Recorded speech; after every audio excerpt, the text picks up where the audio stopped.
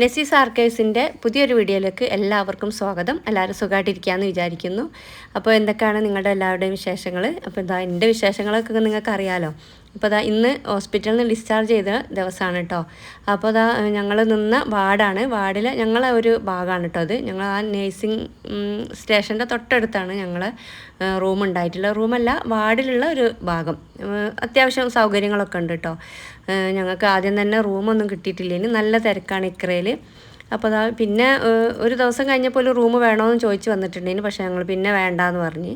പിന്നെ 4 ദിവസത്തിൻ്റെ അന്ന് 4ൻ്റെ അന്നാണ് സർജറി കഴിഞ്ഞ് 4ൻ്റെ അന്നാണ് ഞങ്ങളെ ഡിസ്ചാർജ് ചെയ്തിട്ടുള്ളത്. അപ്പോൾ ഇതാ ഞങ്ങൾ കെട്ടും പാണ്ടും ഒക്കെ പെറുക്കി ഇതാ ഞങ്ങൾ വീട്ടിലേക്ക് പോവുകയാണ്. അന്ന് വീട്ടിലേക്ക് പോകാമെന്ന് പറയുമ്പോൾ നമുക്കൊരു പ്രത്യേക സന്തോഷം തന്നെയാണ്.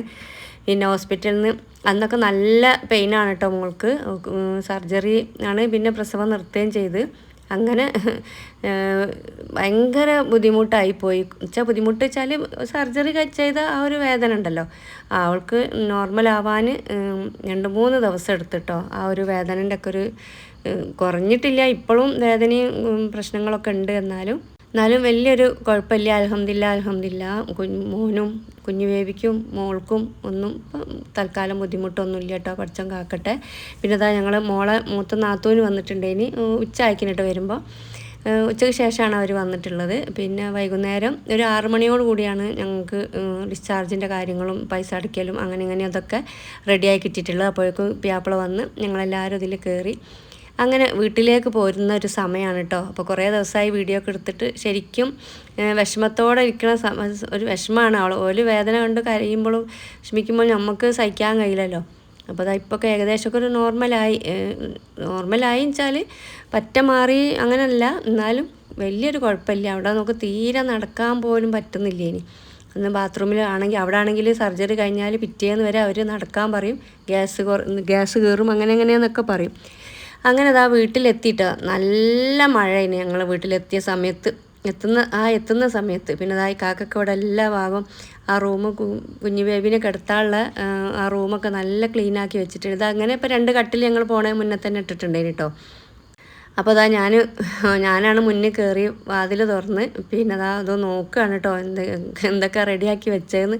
അപ്പോൾ കാക്ക പണി കഴിഞ്ഞ് വന്ന് നേരെ 3:30-4 മണിയാകുമ്പോൾ ഇവിടെ എത്തി. നമ്മൾ വരുമ്പോഴേക്കും ഇതൊക്കെ നല്ലോണം ഈ റൂമൊക്കെ നല്ലോണം ലൈസോളൊക്കെ ഇട്ട് നല്ലോണം കഴുകി നല്ല ക്ലീനാക്കി വെച്ചിട്ടുണ്ട്. എനിക്ക് അവിടെ നിന്ന് പോരാൻ പറ്റിയില്ലല്ലോ. അപ്പോൾ അതുകൊണ്ടാണ്, അല്ലെങ്കിൽ ഞാൻ തലേന്നോ അല്ലെങ്കിൽ അന്നോ ഒക്കെ വന്നിട്ട് ക്ലീൻ ആക്കണം എന്ന് വിചാരിച്ചതിന്, പക്ഷേ എനിക്ക് വരാൻ പറ്റിയിട്ടില്ല. അത് കാക്ക വേഗം കുട്ടീനെ വാങ്ങി അകത്തേക്ക് കൊണ്ടുപോവുകയാണ് കേട്ടോ. പിന്നെ അതാ ആസ്പത്രിയിൽ നിന്ന് കൊണ്ടുപോകുന്ന കുറേ സാധനങ്ങളുണ്ട്. അതൊക്കെ എന്തായാലും ഇന്നിപ്പം നമ്മൾ വന്നന്ന് എന്തായാലും കഴിയില്ല. പിന്നെ ചോറ് കൊണ്ടുപോകുന്ന ഇളയച്ചിയും നാത്തൂനും ഒക്കെ ചോറ് ഓരോ ദിവസം കൊണ്ടുപോകുന്ന അങ്ങനെ തലേന്നും പിറ്റേന്നത്തൊക്കെ പാത്രങ്ങളാണ് കേട്ടോ അത്. അപ്പോൾ അതൊക്കെയാണ് ആദ്യം തന്നെ ഞാൻ സിങ്കിലേക്ക് എടുത്ത്. അപ്പോൾ ഇക്കാക്ക അതാ വേഗം പോയി കുറച്ച് പഴവും കോഴിമുട്ടയും ബ്രെഡും പാലും പിന്നെ ഒക്കെ വാങ്ങി കൊണ്ടുവന്നിട്ടുണ്ട് കേട്ടോ. നാത്തൂനുണ്ടല്ലോ, അപ്പോൾ അവർക്ക് വന്ന പാടെ എന്തെങ്കിലും കൊടുക്കണ്ടേ ചോദിച്ചാൽ ഞാൻ വേഗം ഓലക്കുള്ള കക്കാകെ ഓൾറെഡി റൂമൊക്കെ സെറ്റാക്കി വെച്ചിട്ടുണ്ടായിരുന്നല്ലോ. അപ്പോൾ അതുകൊണ്ട് എനിക്കൊരു പണിയും ഉണ്ടായില്ല ഇനി റൂമിലൊന്നും. പിന്നെ ഞാൻ വേഗം അടുക്കളയിലേക്ക് വന്ന് അവർക്ക് ഹോർലിക്സും പഴവും കോഴിമുട്ടിയൊക്കെ അതാണല്ലോ വേഗം എളുപ്പം. ഇക്കാക്ക് ബ്രെഡ് വാട്ടാനും പഴം താക്കാനും ഒക്കെ ആയിട്ട് കൊണ്ടുപോകുന്നതാണ്. പക്ഷേ ഞാൻ വേഗം എളുപ്പത്തിന് ഹോർലിക്സും അപ്പതിനെ ഒന്ന് ഇങ്ങോട്ട് തെറ്റിയപ്പോൾ ഇതിനൊക്കെ തിളച്ച് ചിന്തി വേഗം പഴം കോഴിമുട്ടൊക്കെ പുഴുങ്ങി ഹോർലിക്സൊക്കെ കലക്കി മോക്കും കൊടുത്ത് ഓൽക്കും കൊടുത്ത് അങ്ങനെതാ പിന്നെ അടുത്ത പണിയിലേക്കാണ് കേട്ടോ. അതൊക്കെ എടുത്ത് വെച്ചിട്ടേ ഇല്ല. പിന്നെ അതാ അളിയന് മോളെ നാത്തൂൻ്റെ പിയാപ്പിള വരുന്നുണ്ട് എന്ന് കേട്ടപ്പോൾ 8 മണിയാകുമ്പോൾ വരും എന്ന് പറഞ്ഞപ്പോഴാണ് ഞങ്ങൾ വേഗം ഡൈനിങ് ടേബിളൊക്കെ ക്ലീൻ ആക്കിയത്, ഒക്കെ ഒഴിവാക്കിയത്. അപ്പോൾ പിന്നെ ഞാൻ വേഗം ചോറും നെയ്ച്ചോറും ചിക്കൻ കറിയൊക്കെ ഉണ്ടാക്കിയിട്ടോ. അപ്പോൾ അതിന് കാക്ക 8 മണിയാകുമ്പോൾ അളിയൻ വരും നാത്തൂനെ കൂട്ടാനെന്ന് പറഞ്ഞപ്പോൾ അങ്ങനെ ആ ഒരു സമയത്ത് അവരെ ഭക്ഷണം കഴിക്കാതെ പറഞ്ഞേക്കുന്നത് ശരിയല്ലല്ലോ. അപ്പോൾ ഞങ്ങളത് വേഗം എളുപ്പത്തിൽ, എനിക്കറിയില്ല ഞാൻ ആ 1 മണിക്കൂർ കൊണ്ട് എങ്ങനെ ഈ നെയ്ച്ചോറും കറിയും ഈ ചിക്കൻ പൊരിച്ചതൊക്കെ ഉണ്ടാക്കിയെന്ന് എനിക്കറിയില്ല എങ്ങനെയായിരുന്നു. ഞാനിപ്പോഴും പറയാം എങ്ങനെ മോളെ 1 മണിക്കൂർ കൊണ്ട് 7 മണിക്കാണ് ഞങ്ങൾ 6 മണി 6:30 ആയിക്കിന് വീട്ടിലെത്തുമ്പോൾ 7 മണിയായപ്പോഴാണ് നാത്തൂൻ പറയുന്നത് ഭർത്താവ് പിയാപ്പിള അങ്ങനെ കൂട്ടാൻ വരുമെന്ന് പറഞ്ഞപ്പോൾ ഇതിനൊക്കെ ഞങ്ങൾ എന്തൊക്കെയറിയില്ല. ഞാൻ എപ്പോഴും പറയും എനിക്കറിയില്ല എങ്ങനെയാണ് ആ 1 മണിക്കൂർ കൊണ്ട് വെച്ചാൽ അതിൻ്റെ ഉള്ളിൽ കൂടി ഓൾക്ക് ഹോർലിക്സും പഴം പുഴുങ്ങിയതും ഒരു സൈഡിൽ ഉണ്ടാക്കി കാക്ക സാധനം വാങ്ങുമ്പോൾ ഓൾക്ക് ചായ കൊടുത്ത് അങ്ങനെ ഒരു ഭക്ഷണം കഴിച്ച് ഞാൻ വേറെ എന്തെങ്കിലും പണിക്ക് നിന്നാൽ ഒന്നും കഴിക്കാതെ പോകുമല്ലോ. അതുകൊണ്ടാണ് ഞാൻ ഇതൊക്കെ കഴിഞ്ഞതിൻ്റെ ശേഷമാണ് പിന്നെ മോളെ മേല് കഴിച്ചതും പിന്നെ ഭക്ഷണം കൊടുത്തതും ഒക്കെ. ഇവരെ പറഞ്ഞയച്ചതിന് ശേഷം. അല്ലാതെ പിന്നെ ഇവരെ അതിനേക്ക് നിന്നാൽ പിന്നെ സമയം പോയി ഇവർ ഭക്ഷണമൊന്നും കഴിക്കാതെ പോകുമല്ലോ. അപ്പോൾ അങ്ങനെ വരണ്ടായി വെച്ചിട്ടാട്ടോ. പിന്നെ അതാ ഇത് നാത്തൂൻ്റെ ഒരു മോക്ക് കൊണ്ടുപോയി കൊടുത്താണ് കേട്ടോ ബൊക്കെ. അപ്പോൾ അത് ഇതാ ഞങ്ങൾ റൂമിലേക്ക് വെക്കുകയാണ്. നല്ല നല്ല ഭംഗിയുണ്ട് കേട്ടോ കാണാനായിട്ട്. ഓൾ തന്നെ ഉണ്ടാക്കിയതാണ്, ഫ്ലവറും ഇതൊക്കെ വാങ്ങിയിട്ട്. അങ്ങനെ ഇതാ ഇത് ഓൾക്ക് നേരിട്ട് കൊടുക്കാൻ വേണ്ടി കഴിഞ്ഞില്ല കേട്ടോ. മോളപ്പോൾ ഐ സിയുയിൽ കഴിഞ്ഞില്ല. അപ്പോൾ ഐ സിയുയിലേക്ക് ഇതൊന്നും കയറ്റൂല. അപ്പോൾ ഇതാ അങ്ങനെ ഇതൊക്കെ കഴിഞ്ഞ് വീണ്ടും ഞാനത് ഓളടുത്തൊന്ന് 2 വർത്താനം പറഞ്ഞ് ഓളൊന്ന് ഇതാക്കാൻ വന്നതാണ് കേട്ടോ. പിന്നെ ഞാനിതാ എൻ്റെ അടുക്കളയിൽ ബാക്കിയുള്ള പരിപാടികളാണ് കേട്ടോ. അടുക്കളയിലെ സാധനങ്ങളൊക്കെ ഒന്ന് ഒതുക്കി പെറുക്കി അതാണ് നല്ല പണിയുണ്ട് എനിക്ക്. അതൊക്കെ കഴിഞ്ഞ് കുട്ടികൾക്ക് ഭക്ഷണമൊക്കെ കൊടുത്ത് വേഗം പിന്നെ എന്താ പറയുക ഇനിയിപ്പോൾ അങ്ങോട്ടേക്ക് 100 ഓടുന്ന ടൈമാണ്. നല്ല പണിയാണ്. ഇതുവരെ റെസ്റ്റ് കിട്ടിയതൊക്കെ അൽഹംദുലില്ലാ എന്ന് പറയാം. ഇനി അങ്ങോട്ടേക്ക് ഇനിയുള്ള ദിവസങ്ങൾ നല്ല പണിയാണ് കേട്ടോ. അപ്പം 2-3 ദിവസം കഴിഞ്ഞിട്ടേ കുളിപ്പിക്കുന്ന ആൾ വരുള്ളൂ. അപ്പം കാരണം സർജറി കഴിഞ്ഞതിനോണ്ട് തന്നെ ഇപ്പം അതിൻ്റെ ആവശ്യമില്ലല്ലോ. ഇപ്പോൾ പെട്ടെന്ന് വന്നിട്ട് ഒരു കാര്യമില്ല, വെറുതെ നമ്മളെ പൈസ പോകുക എന്നല്ലാതെ. അത് മാത്രമല്ല പിന്നെ എനിക്കിവിടെ ഒറ്റക്ക് ആണ് പ്രശ്നമാണ് എങ്കിലും പിന്നെ ഓരോട് ഞങ്ങൾ 2 ദിവസം കഴിഞ്ഞ് മോനെ ഡോക്ടറെ കാണിക്കാൻ ഒന്നും കൂടി ഉണ്ടാക്കി കഴിഞ്ഞിട്ട് 2 ദിവസം ബുധനാഴ്ച അല്ലെങ്കിൽ ചൊവ്വാഴ്ച വന്നാൽ മതിയെന്ന് പറഞ്ഞിട്ടുണ്ടേനി.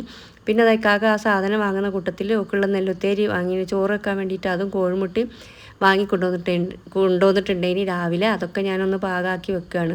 ഹോസ്പിറ്റലിൽ നിന്നപ്പോൾ കുറേ ഞാൻ പ്രതീക്ഷിക്കാതെ എന്താ പറയുക ഞാൻ ആഗ്രഹിക്കാതെ എന്നൊക്കെ പറയില്ലേ, അങ്ങനെ സഹായങ്ങളൊക്കെ എനിക്ക് കിട്ടിയിട്ടോ. ഒന്നാമത്തെ കുറച്ച് ദൂരമാണ് നാത്തൂൻ്റെ വീട്. നാത്തൂന് ആ മോൾ ഐ സിയുലായ സമയത്ത് എൻ്റെ കൂടെ നിൽക്കുകയും അല്ലെങ്കിൽ ഞാൻ ഒറ്റക്കായി പോവുകയിനി. കാരണം ആണുങ്ങൾക്ക് അവിടേക്ക് കയറാൻ പറ്റിയില്ലേ, മെറ്റേണിറ്റി വാർഡിലേക്ക് ആണുങ്ങളെ കയറ്റൂലല്ലോ. അപ്പോൾ പെണ്ണുങ്ങൾ തന്നെ എന്തായാലും വേണം. അപ്പം മോനെ 2 മണിക്കൂർ കൂടുമ്പോൾ ഐ സിയുയിൽ കൊണ്ടുപോയിട്ട് പാല് കുടിപ്പിക്കണം. അപ്പോൾ ആ ഒരു ഇതിൽ പോകാനും പിന്നെ അവിടെ നിൽക്കാനും ഒക്കെ ആരും ഇല്ലാത്തൊരു സമയമായി പോയിന്. അപ്പോഴാണ് കാക്കൻ്റെ 2ാമത്തെ നാത്തൂന് കണ്ടറിഞ്ഞിട്ട് അവിടെ നിന്നിട്ടോ. മോളെ നാത്തൂന് അന്ന് തന്നെ പോയിട്ടുണ്ടേനി, രാത്രി ആയപ്പോൾ തന്നെ അവർ പോയിട്ടുണ്ടേനി.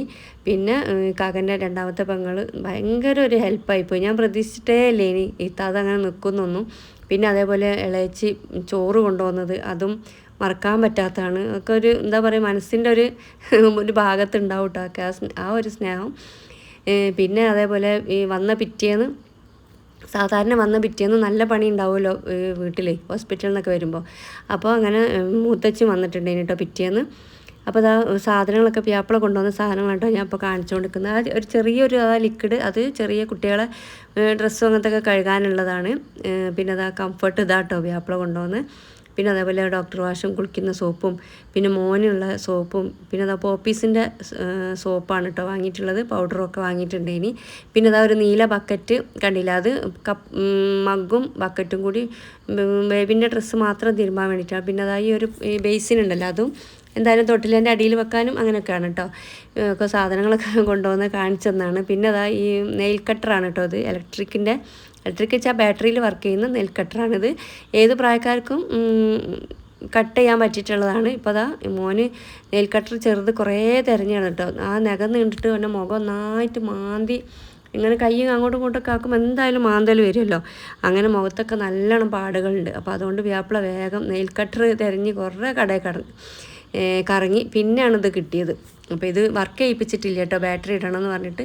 പിന്നെ അതാ സോപ്പും പൊടി കുറച്ചധികം തന്നെ ഉണ്ട്. അങ്ങനെ കുറച്ച് കാര്യങ്ങളൊക്കെ വേണമല്ലോ. പിന്നെ അതാ എണ്ണയാണ് കേട്ടോ, അത് നല്ലെണ്ണ മില്ലിൽ നിന്ന് വാങ്ങിയതാണ് അവൾക്ക് തേക്കാൻ വേണ്ടിയിട്ട്. പിന്നെ അതാ പിറ്റേന്ന് രാവിലെ തന്നെ മൂത്തച്ഛി വന്നിട്ടുണ്ട്. ഇനി കാരണം ഹോസ്പിറ്റലിൽ നിന്ന് വന്ന് പിറ്റേന്ന് എന്തായാലും വീട്ടിൽ പണി കുറേ ഉണ്ടാവുമല്ലോ. അവർ ഏകദേശം പണിയൊക്കെ എൻ്റെത് ആയിട്ടുണ്ട്. ഇനി എന്നാലും അൽഹംദുലില്ലാ വന്ന് ആ തിരുമ്പി ഉണക്കാനും പിന്നെ അങ്ങനത്തെ കുറേ പണികൾക്കൊക്കെ എനിക്ക് ഹെൽപ്പ് ചെയ്ത് തന്നു കേട്ടോ. അപ്പോൾ ആളുള്ളത് കൊണ്ട് ഞാൻ ഈ ഭാഗത്തൊക്കെ ഞാൻ നോക്കിയിട്ടില്ല. തിരിച്ചും മറിച്ചും ഒക്കെ ഇത് വൈകുന്നേരം ആകുമ്പോഴത്തേക്ക് ഇത് ഉണക്കി എടുത്തിട്ടുണ്ട്. ഇനി പിന്നെ ഇന്നത്തെ ഈ ഒരു വീഡിയോ ഇത്രയേ ഉള്ളൂ കേട്ടോ. അപ്പോൾ ഞാൻ സമയം കിട്ടും പോലെ ഞാൻ വീഡിയോ ഒക്കെ എഡിറ്റ് ചെയ്തിട്ട് ഇടുന്നുണ്ട്. Thanks for watching.